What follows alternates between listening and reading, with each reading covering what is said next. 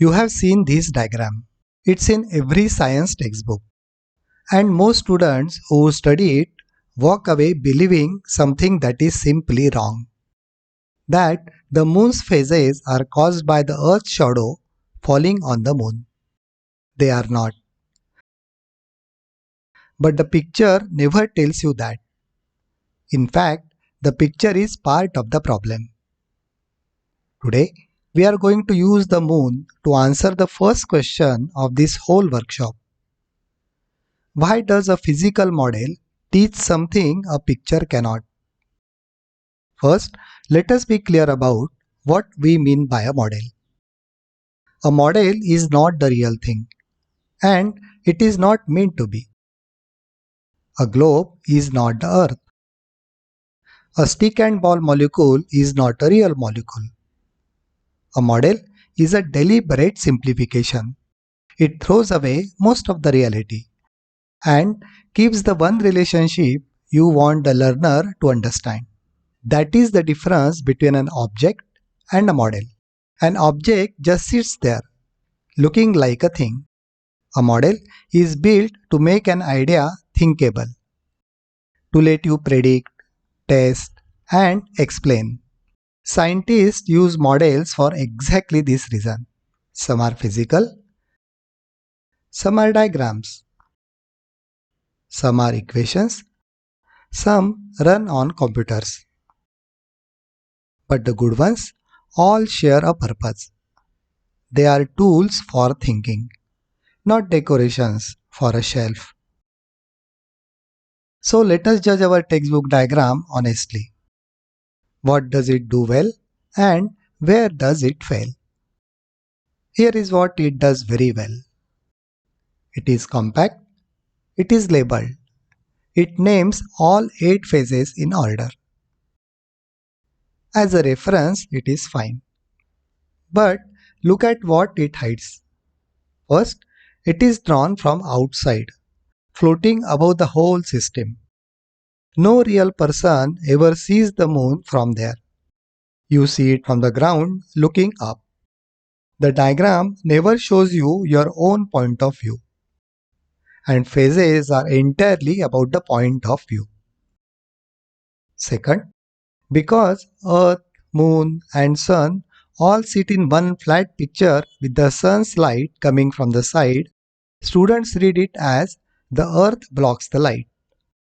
The shadow misconception is practically built into the layout. A picture that gets memorized but misunderstood is not teaching. To fix it, we have to put the learner inside the system. That is what a physical model does. Here is the whole model. This lamp is the sun. A ball held in your hand is the moon. And your head, Earth. That is, you are the observer. The lamp lights exactly one half of the ball. The half facing it. Always. That never changes. Now, turn slowly on the spot, keeping the ball at arm's length, and watch how much of that lit half you can see. When the ball is between you and the lamp, its lit half points away from you. You see a dark ball. That is a new moon. Turn until the ball is on the far side, away from the lamp. Now, the lit half faces you completely. Full moon. And in between, you catch the lit half at an angle. Crescents and gibbous faces. Nothing here casts a shadow on anything. The face changes purely because your viewing angle changed. That is the whole secret the textbook picture buried. This activity has one weakness though. Only the person holding the moon clearly sees it. So here is another version that lets the whole room watch the same thing at once. This turntable is the Earth-Moon system. The camera at the center is the observer standing on Earth. And because it is fixed to the turntable, it always faces the moon. Exactly like you turning to keep the ball in a view. The moon rides the rim, orbiting that observer. and the sun, one fixed lamp stays put off to the side. Now let us turn the table slowly. On the screen, moon stays centered, but its lit fraction grows and shrinks in front of the whole class. New, waxing crescent, first quarter, waxing gibbous, full, and back down through last quarter to the new moon. One full turn is 1 month. About 29 and a half days of sky in 20 seconds.